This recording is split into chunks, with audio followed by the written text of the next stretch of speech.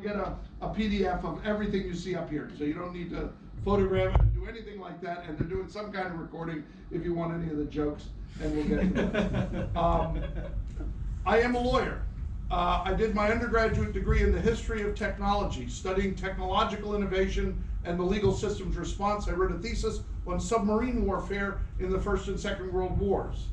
And when I studied then in America, law is a postgraduate study, of course. And so when I studied law, I wrote my dissertation on life safety and fire and the involuntarily confined mental patient.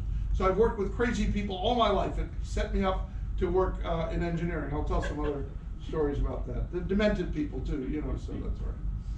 I am now Professor Emeritus from the Clark School of Engineering, Department of Fire Protection Engineering. I have, however, also been a full professor in consumer economics, so I have studied the regulation in both the economic side and the technical side. We deal with technological failure. I particularly deal with disasters. Now that I'm emeritus, I have a deal. I only do disasters in nice places. So, I mean, I have been to really crappy places where they have disasters, but now I only go to nice places that have disasters and work on them there. Safety regulation is one of the oldest areas of law. There are building codes from ancient Rome that we can study. I've been to ancient Roman buildings and looked at how they complied with the codes. So it's very old, particularly fire safety. But my favorite is performance-based design. Here is performance-based design. If a builder has built a house for a man, has not made his work sound, and the house he built has fallen and caused the death of the owner, the builder shall be put to death. That's performance-based design. Everything less than that is nonsense. It's just silly, silly, silly nonsense, okay? If you don't suffer the same, that's why when we do airplane regulation, who's the first person at the crash? The pilot. Okay, so that gives them a special incentive to look after their airplanes, which doesn't occur with drones. That's a project I'm working on right now, is why drone regulation is different from manned aircraft. So, whenever technological innovation is occurring in a regulatory process, there's enormous potential for disaster if the designers or regulators do not understand the problem in a way that the regulatory system can function despite the innovation. We have disaster after disaster after disaster due to this. Innovation poses the greatest challenge to any regulatory system, since the ability to create a new product is not always connected with the ability to understand its risks. There's no direct connection between the creation of a product and understanding its risks. The Romans could make lead pipes, they had no idea what lead did to people. You may not even know you have a problem. The expert in making the things is not an expert in the risk of the thing.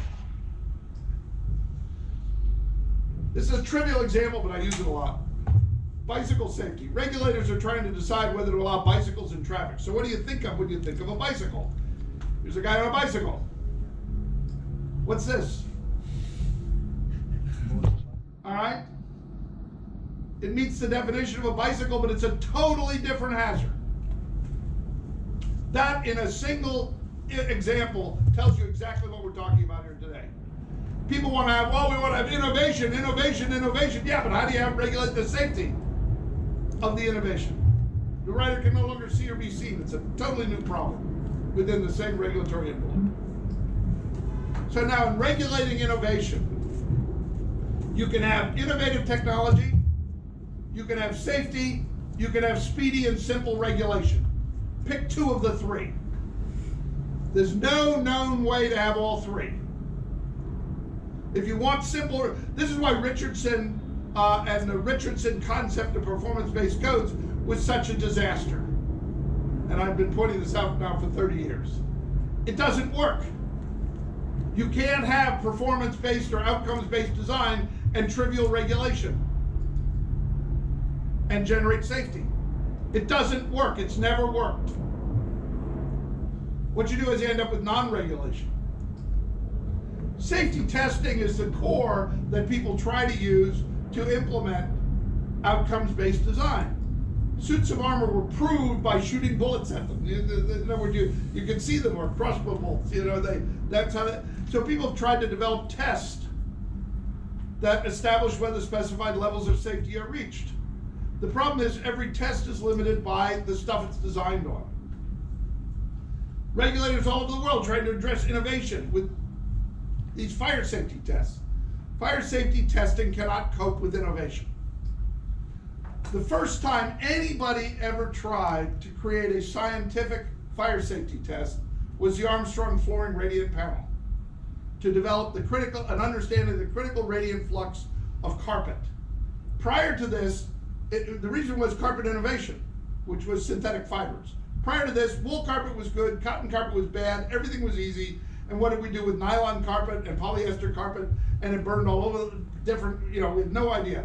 So a very, very, very smart guy named Jim Quintieri at the National Bureau of Standards took on the job of trying to figure out whether they could actually scientifically understand the flammability of carpet. And it was built on the radiant panel test, which was the test that was used to give a sort of a model of what happened in the tunnel test. And the E162 radiant panel provided the same radiant panel that was used for the Armstrong test, in order to better understand what was going on. This is a test for idiots by idiots and tells you almost nothing, but it did provide me a job. That's me. I was Jim Quintieri's engineering technician at the National Bureau of Standards on the Armstrong radiant panel testing. So I was a law student. It beat the hell out of what most law students did. They went and looked at old books. I went and burned them. Anything. So creating regulatory tests. The first thing you have to do is define the technological frame. This is all related to work by Biker. And you define the technological frame, you create a technological model. We'll go through all these in detail. You develop a test method, and then you have validation and verification and ratification, which we're not going to study this much. The first step is defining the technological frame for the regulation. What are you talking about? Well, this is the question, what's a bicycle? What do you think is the issue? All right? For example, we talk about high-rise buildings. That conjures up a technological frame. Do you include airplanes hitting it, for example? Is that in the technological frame? Terrorism, arson, etc. The scope of the technological frame is critical. Arson and terrorism were not part of the technological frame for high-rise buildings prior to 9/11. Now they are. Because frames are described in natural language by individuals of varying backgrounds, they're always difficult to define in a rigorous way. We always find problems in figuring out if people are talking about the same thing. Then the next step is you create a technological model. And a regulatory technological model is an abstraction of the frame that defines the specific scientific and engineering data, principles, assumptions thought to be relevant. You take the problem and you look only at the pieces that you think you're going to try to solve technologically. Now this raises a real issue. On Grenfell Towers, for example, stay put was part of the technological model. Now what was that based on? Garbage. It was just based on garbage. So what goes in the model? Including or excluding a characteristic in a model is a process of concurrence by interested party rather than rigorous analysis. A few people get together and decide what they're going to accept as part of the model, and the other things they don't include. There's no rigorous treatment at this level, and the frames and models are rarely published or preserved, so we have no idea what they were thinking with the FBI, for example. These are idiots.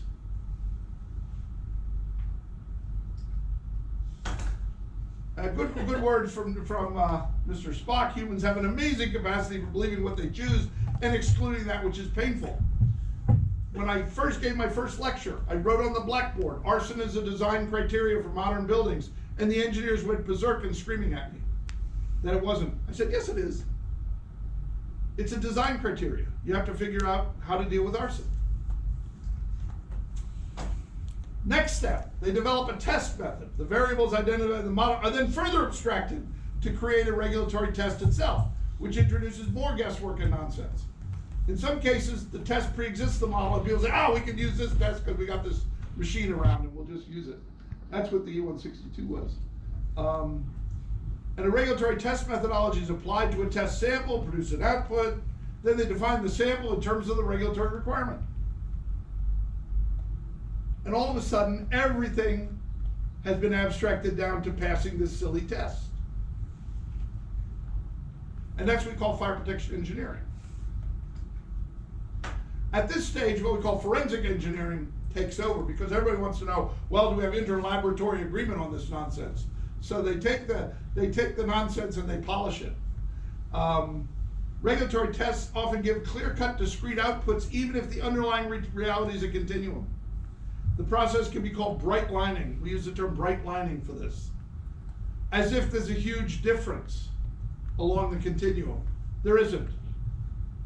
There's a big difference between a near pass and a big pass, or a near, but the test says, oh, this is a pass, so we'll take it. So when you line up a bunch of passes from really crappy material, you get a much worse material than you thought when you developed the test.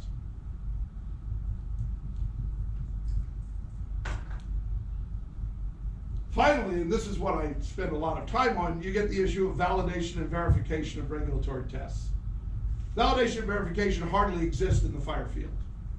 They're a concept that has not been accepted. Verification means that the test actually properly classifies the variable it's assumed to test. Because we don't know what the variable is for something like the SPI, we don't know what we're testing.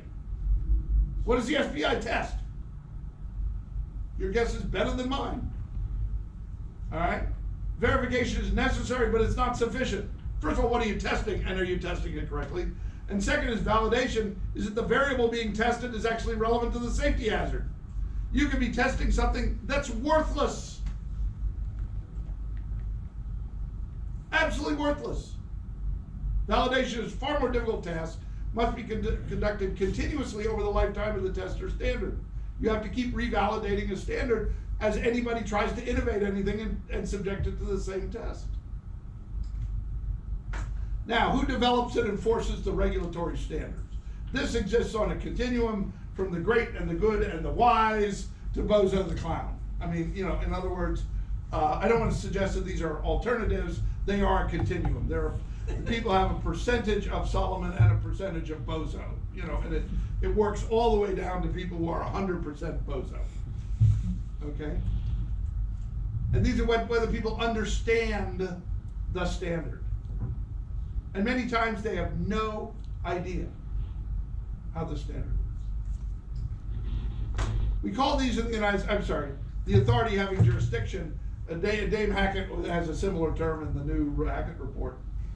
Now, regulators vary tremendously in the autonomy of their decision, what they can accept as evidence and who bears the burden of proof.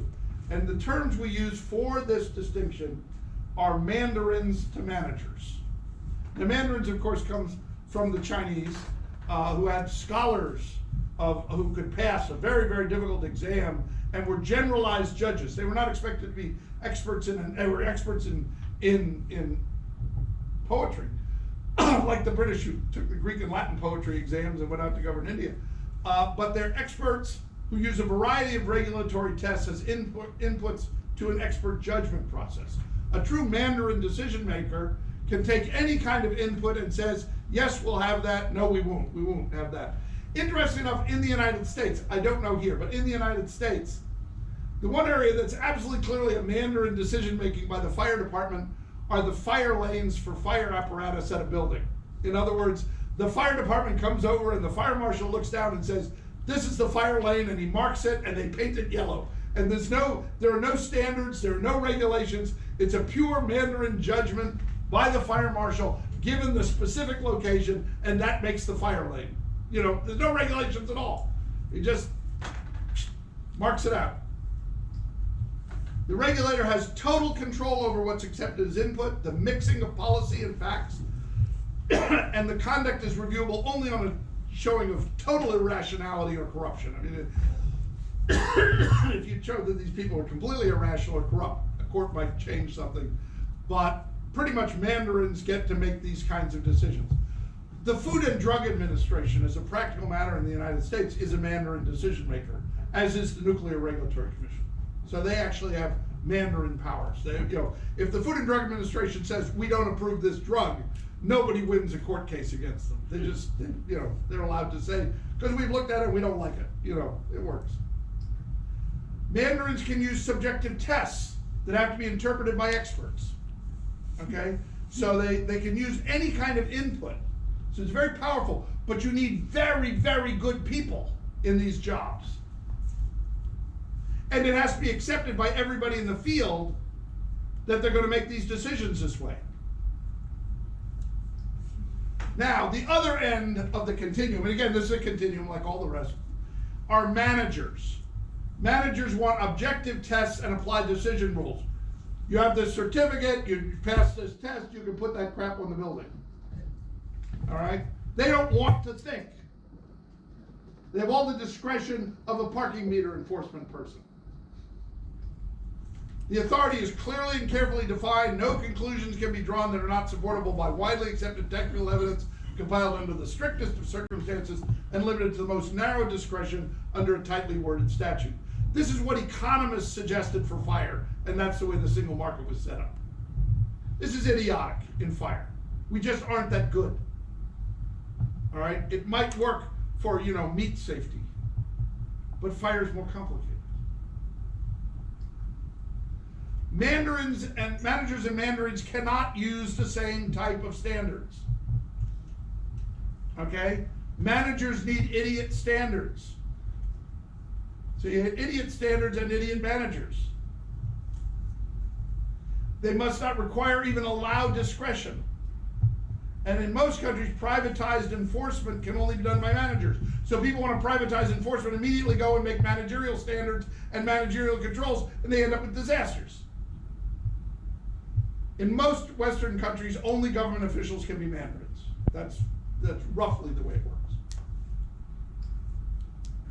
Now, these are just givens. Regulation tends to work most effectively in areas that are technologically stable.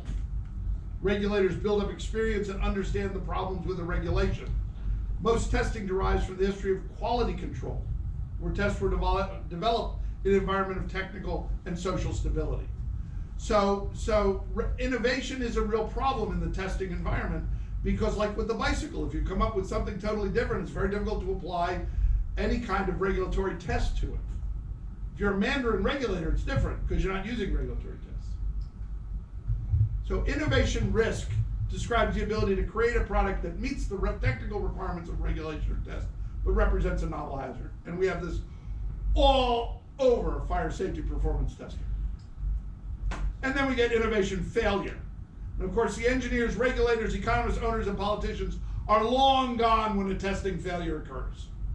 And that, of course, is Grenfell Towers.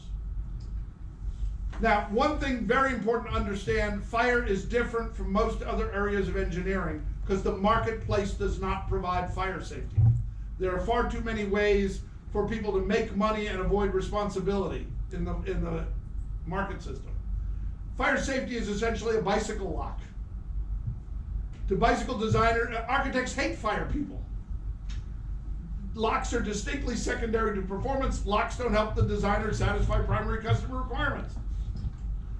Fire safety is not core. You don't see bicycle locks in the Olympics or in the Tour de France. You're just a pain in the ass. All right? Locks don't make bicycles faster, lighter, easier. They simply make sure the bicycle's there the next day, which is the kind of thing that designers hate to worry about. The cost and inconvenience of designing and using a bicycle lock is a negative for those designing bicycle systems. Now, the best answer, we usually say, is the innovator is completely and permanently responsible for the injuries caused by innovation and is capable of paying the cost. That never happens. It's still the best answer, but it never happens. There are good theoretical reasons why it's the best answer, but it never happens. The second best answer is to have a Mandarin regulator with adequate discretion and expertise examine the innovative product or situation to determine if the regulatory test is adequate to describe the risk. This is neither easy, nor cheap, nor fast. That's the second best solution. And the third answer is you use fake tests and bogus fire engineering to get regulatory approval of a dangerous product and then walk away from the inevitable disaster. That's what we do in fire engineering today.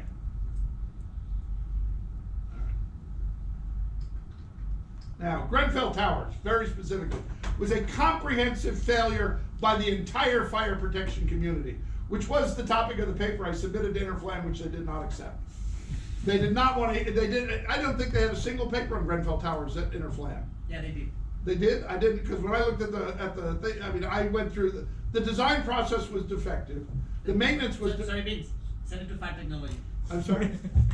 Send it to Fire Technology. Uh-huh. I'm the editor. Right. The maintenance was deficient. The renovation was disastrous. The building condition was deplorable. And the emergency response was ludicrous. Everybody at Grenfell Towers in the fire community failed. Every single part of the community. The worst comment, though, was by the London Fire Brigade. We didn't let you down. The building let us all down. As if Grenfell Towers was Godzilla and snuck into London all by itself and betrayed people. How does a building let people down? What a ridiculous thing to say. Now, how do we explain Grenfell Towers? Well, generally what we have to go do is we go look at third world countries, you know, corrupt, poorly educated third world countries that are totally indifferent to human life. I mean, we really want to look at the kind of people who would create, you got to go to totally corrupt, incompetent, horrible people. And so we can go, this place I went to in this, I'm Irish, in this miserable third world country. Dinosaur Hall. Has anybody been to the Dinosaur Hall? Yes. It's a very long rectangular space. Ceiling's about 7 meters tall because dinosaurs are tall. They put a tremendously expensive animated dinosaur at the end for people to see. And then they built in this hall for, I'm told, £6 million, an elevated walkway the full length of the hall, about 12 feet off the floor, about 4 meters. I'm sorry, this is all for Americans. As a viewing and holding area. So they would pack this area with people who wanted to see the animated dinosaur, and they would wait in line up on top, up here. So the walkway acted as both a viewing and holding area for crowds waiting to see the animal. It was very tired. Incidentally, this lady in the blue here, that's my wife. I want you to look at that person carrying a baby and how close that is to the ceiling. There are no exits from this bridge except at the ends. Okay? It ran the full length of the room. It's about 80 meters long. The bridge puts people right up in the smoke layer of any fire with no escape.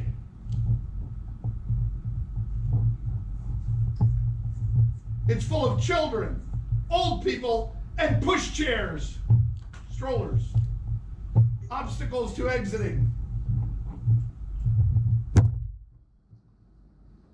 Now, we're not talking about in some backwater slum of London. We're talking about an iconic room in the most famous place, so clearly this was signed off by everybody. Or you have no fire safety regulation at all. At all. Because no idiot would have approved this, even for their own safety. At the west end of the walkway ends and it makes a sharp 90-degree turn and creates a pinch point. It narrows suddenly. So if you go down that way, you're in real trouble by the animated dinosaur. The ramp wound around the dinosaur and deposited visitors back into the combustible maze under the walkway, which is full of fire hazards. There's no clear exit paths from the maze. I really love this. Do you see the exit sign up there? I have to put an arrow to it so you can see it. All right? What the hell good is that? All right? Now, is this an exit? Maybe. It was behind the wall anyway, you couldn't see it, so, you know. There were no signs directing people to it, so I had no idea it was an exit. I sat down and hand wrote what I will call for the moment a stern letter, that the dinosaur hall is a death trap, and they took an old building and made it worse. So you sent the letter already? Oh, I said this was several years ago. I said I made a complete stink when I was there. Can I have a copy? Oh, unfortunately, I hand wrote it on their own complaint form, but I was very direct. Because Vince is slightly different now. I'll show you what. Okay. The bridge is now closed and empty. It's still there. They're desperately trying to figure out, I guess, how to use it. But I went Friday and took these pictures. It's still there, but it's closed off. This is one end, and it has a kind of an escape ladder. You see this right here? That's an escape ladder. I guess if a maintenance person is up there. And then the other end ends at the dinosaur. Now you dead end into the dinosaur. You think you have anything to do with the retrofitting of the place? I'm sorry, I got it. Do you think your letter made this? I think so, because I apparently was not the only person to complain, because I called Ed Galea, and I put on the letter, he said, look, you're the center of some of the best people, you know, so I have no idea. There's been nothing published. And it's still there, which meant that they didn't have to admit it and tear it down. You understand? They're just, it's like the Brandenburg Airport. They're just embarrassed as hell, I'm sure. But I told them in my letter, which I attached, I told them that I would use this in lectures all over the world until it was fixed.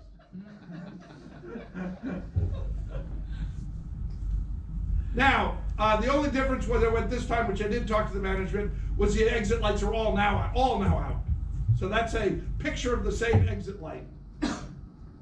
I don't know if it makes any difference, you know, because people can't see it anyway, but clearly the exit lights are all out. So as we say, this is fire safety from the wonderful folks who brought you the Titanic and invented the Titanic defense of, we complied with all government regulations. Now, I don't want to pick on the folks here. I don't want to pick on the folks here unnecessarily, only the necessary. So this is our own recent disaster. I don't have any details. This is the motor vehicle vessel conception. Any scuba divers here? I'm a scuba diver. Any divers? No divers. Okay, fine. All right. This is the bunker. What, did we lose this projector somehow? I think so. Okay, can you still see here? All right. Yeah, we can see you. This is the sleeping area. In the Navy. Did I hit something by accident? Maybe I did. These are called coffin racks or coffin bunks, because that's what the Navy always called them. And that was for fit sailors in time of war when you took a lot of risks. Everybody in this bunk room died. Every single person. All right, so 76 foot, 75 ton boat. So the deaths per ton were like 5 times that on the Titanic. We're just more efficient. You know, other people, you had to build a big ship, kill 1,500 people. We built a little ship, killed 34 people, but it's a real little ship. And this is where they hauled it up. This is the escape hatch from the bunk room. That's the alternative exit. How this could get approved, how people could think. I'm a diver. I walked on a boat like this once and I got off it as fast as I could. Complete death trap. The people who died were all incredibly healthy, young, I mean, they're divers. They're all qualified divers. So we're talking about, the upper segment of the population, health-wise and attention-wise and risk of, they all died, including one crew member. Now, just to show that idiocy is not limited to the West Coast, this is our own personal death trap. This is the Comcast Center. And if you notice, it's got it's actually fed by 6 double doors, so it has 5 double exit paths at the top and 3 at the bottom, double exit paths. It's a funnel. It's an exit funnel. 25,000 people in this building at the University of Maryland. This thing is about 500 meters from my office, where it was. And I have written and extensively, and I've told the university I will keep putting these pictures up until they fix it, you know. And Have they fixed it? I'm sorry? Have they fixed it? All they have done is welded a set of bars across here so that they cut the number of exit paths to 3. They welded, I have the pictures, but they welded steel bars across the top. And then this space is reserved for a memorial to the people who die in the building. That's what I would say. You know, and it's just unbelievable. And this was signed off on by 5 fire protection engineers because they weren't trained in crowd crush. They asked fire protection engineers to approve the exit, so they'd ask the wrong question and get the wrong answer, including some very big names. Now, Grenfell Towers, we have to go beyond the widget. It's a term I use in all of my things. You have to go beyond, that's the cladding, whatever is the immediate proximate cause.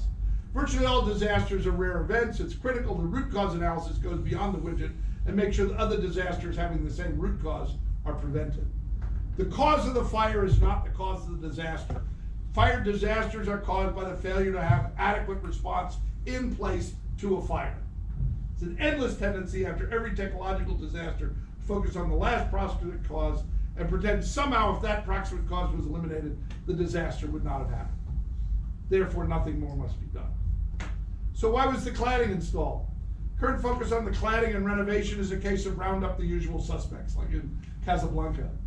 Yes, they are the proximate cause of this disaster, but how and why was the cladding there in the first place? The root cause is non-existent regulation. The cladding and related renovation failures are a manifestation of a flawed technical, legal, regulatory control system. We can always show human actions or inactions as the root cause.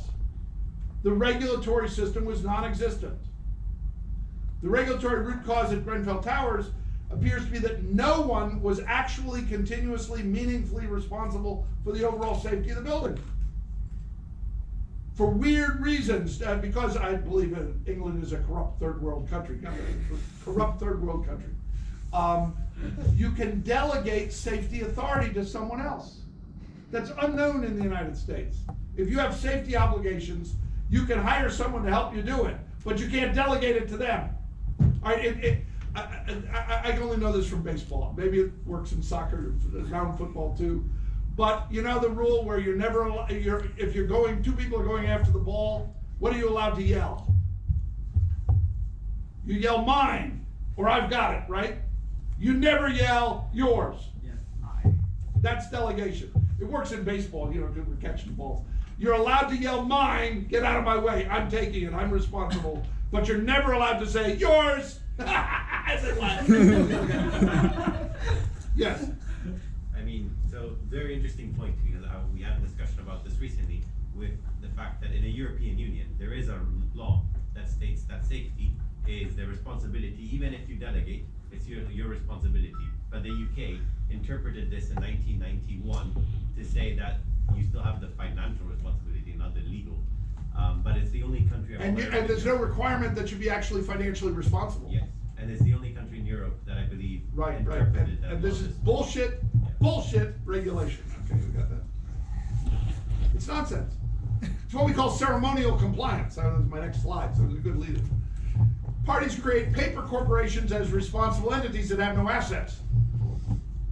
Parties rely on code compliance or slogans or legal fictions or delegation of duties to generate ceremonial compliance with ineffective legal responsibility.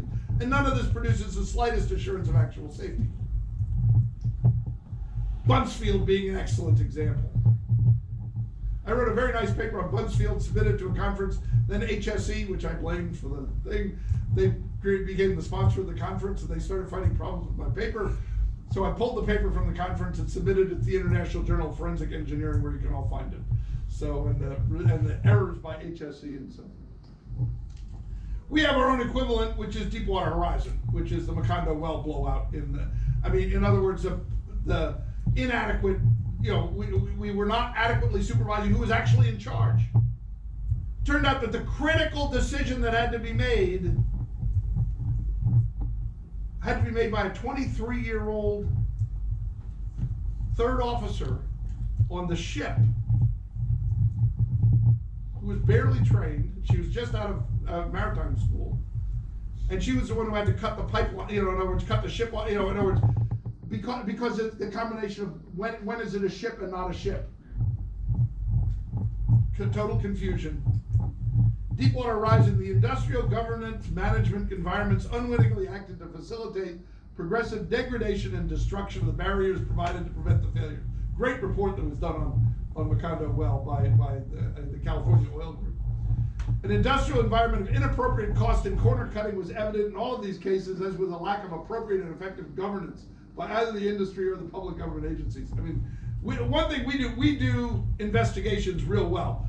Britain, I mean, I did my thesis on the Lusitania and the Titanic and whatnot. They are experts at cover-ups. And I mean, the Grenfell Towers cover-up is in full swing. I mean, it's years since this happened and we know nothing about who's responsible, right? So their response is always, we complied with all regulations. What they complied with were slogans. The Titanic slogan was, "The ship is its own lifeboat." The Grenfell Towers slogan was, "Stay put. Therefore, we don't have to provide an evacuation system." Isn't that handy? Slogans that mean you don't have to do anything. Wow, that's engineering, isn't it? The slogans allowed the designers and builders and owners to build an inadequate safety system and offload the problem of the disaster onto the innocent civilians and the unprepared first responders who were forced to rely on the designers' self-serving slogans and their ceremonial compliance. How's that? Is that clear enough? I did like the Supreme Court, the UK High Court decision. I thought they were nice and clear. Right. There was absolutely no reason for doing this. I like that. That's good. The Hackett Report. I've read the Hackett Report end to end. The report by Dame Hackett clearly lays out regulatory systems that were ineffective beyond all comprehension. As the report states, the current regulatory structure for building control is insufficient if there is to be a greater focus on the creation of safe buildings. She could have said any focus on the creation of safe buildings, but she still, anything is better than nothing, right? So it's linguistically correct. What is even more obvious is that the Hackett Report could and should have been written years before the Grenfell Towers disaster. There's nothing about Grenfell Towers that informed the Hackett Report of anything. Okay? Nothing about the defective regulatory system was uncovered by Grenfell Towers. It's what we call eyes wide shut.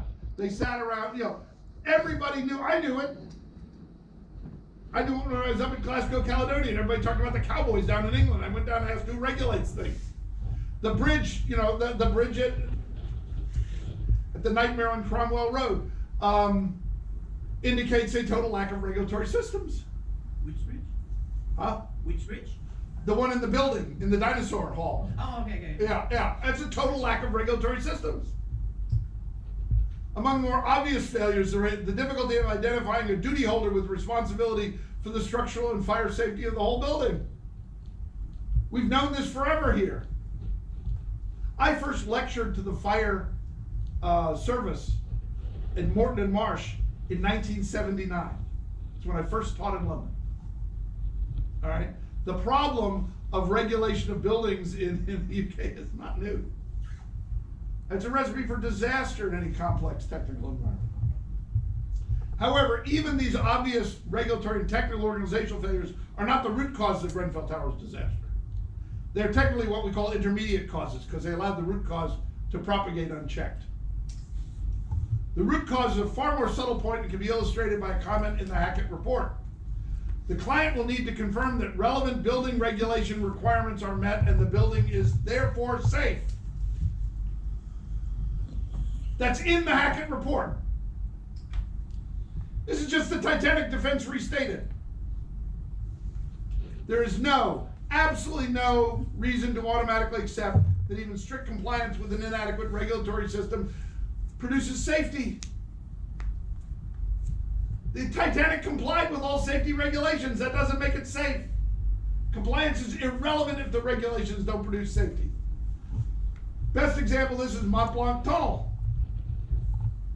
39 people were killed in a massive fire, which originated in a truck carrying margarine and flour. Some investigators and public officials expressed surprise that margarine could cause such an intensive, after all, the regulations treated materials as low hazard. It's vegetable oil. Tunnel designers and regulators shared a lethal confusion over the issue of what might be called the ignitability versus the fire potential of the relevant materials. Kerosene is 43 megajoules per kilogram. Vegetable oil is 40 megajoules per kilogram. Kerosene wasn't allowed in the tunnel, but vegetable oil was. Now we have a word in English for this. This is called stupid. This is brain dead stupid. Ceremonial compliance stupid. Ignitability is the ease of ignition, whatever we're going to call it. We have various ways of describing this. It's closely related to the chemical makeup, thermal, and all the stuff that you all are real good at to tell me how easy something is to ignite. Objects vary widely in their ignitability, and there's no accurate common test method for determining ignitability across all types of objects, of how easy it is to ignite things. I know, because I've tried. The effective heat of combustion, which we understand a lot better due to calorimeters, is the contribution of the material as fuel to fully developed fires in terms of kilojoules per kilogram. And the report on the thing said the caloric potential of trucks can vary widely, therefore some cargoes not classified as hazardous in the strict sense of the rules generate when burning caloric potentials close to those of inflammable liquids. Especially true in the case of margarine cargo. This took a big fire to learn? This is just ceremonial compliance and stupidity. So the difference between ignitability and fire potential is critical to safety in the regulatory process. But the performance standards don't show why they chose what they chose, because they don't display what the model is. Now, quote for the day, you can have this, keep it close. Regulators and lawyers make things legal. Only engineers can make them safe. The fact that something complies with the regulation means that lawyers who are both A, corrupt, and B, stupid, are the ones designing for the hazard. If you comply with regulations, you are subordinating your engineering expertise and your own real smart people to lawyers who are corrupt and stupid. Dame Hackett has clearly subscribed to the purported benefits of outcomes-based design for Americans' performance-based design. The phrase outcomes-based appears repeatedly in her document. The main thing is, she's a chemical engineer. Chemical engineers work in what we call closed systems, like refineries. All right? In closed systems, the management is total control of the variables. Outcomes-based works very well where the management has total control of the variables. Open systems, management has limited or no control over the variables. Performance-based codes are nonsense in open systems. Now, you can have a semi-open system. What's a semi-open system? A hotel. Okay, a hotel, you have mostly of the control. So this is a continuum like every other, it's open to closed. Even in a refinery, you do have, drones come and shoot at you. Yes? Sorry, means, just to clarify, you mean a building is open because the residents can bring their own variables in. Right. So if you, in other words, open systems are where the management doesn't have control over the variables. So look at what professors put in their offices, for example. And again, systems vary in open to closed. This is a continuum. You understand? This is like Mandarin Manager. This is a continuum. Nuclear power plants are probably the most closed systems, and any place with students are the most open. Now, open systems require predictions, and here we have some of the standard prediction methodologies used in fire protection engineering. We have crystal balls, we have Swami machines, we have Ouija boards, and we have magic 8 balls. That's a big thing in the United States. This is how we get our values in fire protection engineering. It's guesswork. Fire engineering does not guarantee outcomes or performance. It creates predictions using mathematical models based on more or less specified inputs, more or less scientifically valid algorithms, under a wide variety of more or less valid assumptions.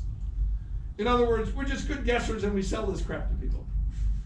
Even assuming all the variables are put together properly for the prediction, what keeps the actual building within the inputs and assumptions of the designers? Who's responsible for the actual hazard? Fire engineers can assume a certain T-squared fires, but who controls the building contents to limit the fuel load? Incidentally, I have a whole long lecture on fuel load versus fire load. Fire engineers work with fire load, which is a T-squared fire. But what people who regulate buildings work with is fuel. And the connection between fuel and fire is very complicated. And I think it's a great doctoral dissertation project for a half dozen people to come up with a meaningful way of translating fuel load into fire load that's useful in fire engineering. Yes, please. But then how would you consider a fuel load in an open system, like you said? Then you have to have a regulation of the fuel load, right? In other words, that's a separate. I can work on that. You tell me how to convert that fuel into fire for a regulatory process, and I can come up with a regulatory system for it. That's why we don't allow certain things in. We do allow other things in, and so forth. And we go around to professors' offices and tell them to get rid of the crap. But we also sprinkler it. So, you know, that's the major reason we sprinkler universities to provide academic freedom. See, that way the professors can do any kind of stupid thing and they don't burn the place down. And professors are idiots, in case anybody hasn't told you that. I mean, the things that we have to do to keep them in line, including me. So. There's no plan B for loss of containment. That was the main thing at Grenfell Towers. Okay? Grenfell Towers showed the lack of any provision in the fire engineering, fire regulation, firefighting community for any plan B if and when a high-rise residential building suffered loss of containment. It's amazingly stupid. I mean, talk about ceremonial compliance and stupid. We've known about containment in high-rise buildings, at least in terms of cladding and whatnot, since the 1970s and 80s. That's a Los Angeles fire. All right, containment's an absolute core principle of the Grenfell Towers engineering design. Literally everything depended on it. We know how to make safe cladding after the fire, and that's why none of this crap would have been allowed in the United States. In other words, our curtain wall systems for cladding don't allow any combustible elements. We also require a tight securing of the whole thing to prevent any kind of void spaces. And so these are the requirements. There's mineral wool insulation, mechanically attached compression fit safing, mullion protection with mineral and smoke barriers. Okay, that's what we require in high-rise buildings. Since the 1980s. The people here are just idiots, or something, or criminals, or both. There was no planning for loss of containment. The London Fire Brigade arrived at the Grenfell Towers, and within minutes, the fire had escaped containment, possibly before they arrived. As they rolled in, the sequence is a little difference of opinion. That's fine, it doesn't matter. Yet it's clear from their testimony they had not the slightest idea or training or planning of what to do when containment failed. I find that unbelievable. All over the world we've worried about containment failure. How could they sit there and say, oh, well, the building let us down, it didn't hold the fire? Their job is to worry about that. Whose job is plan B, dealing with the containment? Who makes the call? The designers? The builders? The operators? Anyone? Who's responsible if the building doesn't hold the fire? Buildings have to be designed for a plan B. They have to have it designed in. As they said, if you build buildings with only one staircase, you have no plan B. We build buildings with multiple staircases, and one is dedicated to the fire service and the other is dedicated to evacuation, because we know Americans. Not one American will stay in a building no matter what anybody says. Not after 9/11, that's for sure. 9/11 evacuated. Why did the World Trade Center evacuate so quickly? Anybody know? Rita Fahey showed the answer at Interflam a few years ago. It's because they'd been bombed before. They were ultra sensitized. Every single person below the airplane impact got out of that building when the prediction was they wouldn't. Every single person got out who intended to get out of the building. Yeah. So what do you mean the prediction was not? One of the reasons we use this, it's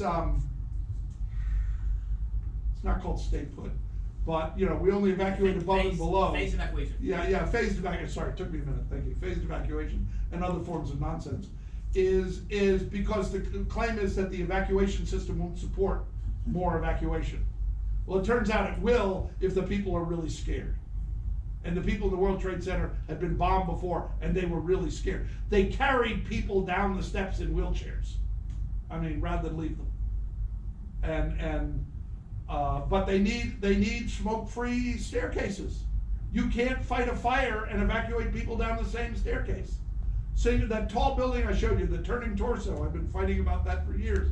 That's the one in Sweden with one staircase in a 54-story building. How stupid is that? That's another letter you sent. Huh? That's another letter. I know, I published that at Interfly, no, at Santander. At Santander, yeah. I mean, that's the most bogus fire engineered building I've ever seen, and that's why it was on the cover of the SFPE, the Fire Protection Engineering meeting. Because it was full of crap.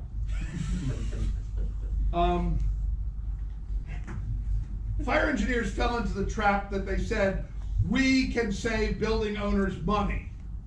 Okay? So they opened bordellos. We call them fire engineering, you know, but they're really just bordellos. Okay? How does the fire brigade declare we've lost the building, save the people, and get them out? You have to be able to communicate with people. At the Titanic suffered loss of containment. It's exactly the same problem. At least on the Titanic, they knew they had to abandon the ship. They did it very badly. There were 1,100 places in lifeboats, and only 700 people survived because they had no plan for the evacuation of the ship. I mean, they were idiots. I mean, very senior, you know, maritime, very experienced, all this kind of stuff, and they didn't know how to evacuate the ship. Is the fire brigade trained and supported to make the call and evacuate people? No. Perhaps since the report makes the totally unwarranted assumption that initial regulatory compliance based on outcomes will render the building safe, it has no requirement for Plan B. And I find that a terrible failure. I was hoping somebody was a diver. I'd use this. That's a scuba diving regulator. Anybody see this one that's in yellow? All right, there are actually two regulators here. There's one in black and there's one in yellow. Divers dive in buddy pairs. And your reserve air is on your buddy's back. And that's your regulator, the one in yellow. That's Plan B. If anything goes wrong with your air, your buddy has the air for you enough for both of you to go to the surface. That's the Plan B, and it's required everywhere by diving operators. Absolutely every place. It's not a radical idea. And loss of containment is easy. It's the easiest thing for the fire department because I can see it when they roll in. The fire brigade can routinely recognize containment failure in a moment. But many fire engineering predictions are far more complicated when you get into this ASET. Are they still doing this crap? The absolute lies about ASET and so forth, available safe egress time, and how much carbon monoxide you can stand. They're the most absolute garbage I've ever seen, to be truthful. Carbon monoxide is poisonous. And we have no idea how much it takes to poison people. So if they say you can breathe this bit of carbon monoxide, they've been breathing too much of it and their brain dead. Okay? Many fire engineering predictions are far more complex and have many more failure points unrecognizable. Tenability and smoke layer predictions are incredibly more complex. You tell me how long those people are going to last on top of that bridge, and I'll tell you, not very. Not going to matter. Long feedback loops. Fires are rare events, very long feedback loops. We had no idea how bad, for most people, how bad the design was of the World Trade Center until it collapsed. World Trade Center was a terrible design because the floors were unprotected. That's a whole other lecture. I'll have to do another time. Are the models themselves even subject to regulatory validation and verification? Well, they're trade secrets. Which models? Well, the fire models that are used to, in other words, I believe that anybody who's, I've taught this as ethics, I believe it's totally unethical to use an unpublished model in fire engineering. It is totally unethical. It is unethical, in my opinion. It is unethical. It's secret remedies like the doctors declared unethical 100 years ago. Any secret fire model should never be allowed to be used in the regulatory process. It's unethical. But sorry, Vince, but FDS is fine, right? I'm sorry? FDS? FDA, the main thing is the test methods. The data is a different issue. But the actual methods of doing the research, those are published. Okay? In other words, we have to know because we need the community to tell the regulators that, yes, this is a good way of studying this problem. How do we know it's not crap? How do we know it's not patent medicine? How much guesswork in fire engineering? Do the applicants for a building have to list the critical assumptions that, if not met, make the prediction invalid? They have to demonstrate the effective failure of key assumptions. Are the inputs, model outputs, and designs published for peer review? Outcomes compliance can be a worthless indicator of code compliance. Okay. As I said, there's no question, if this thing was approved by anybody, it was by a bozo.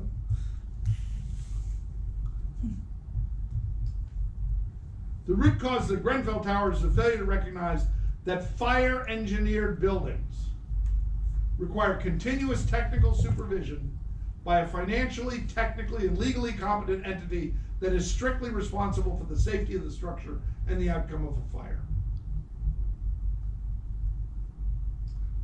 And continuous means if it's not right, you fix it.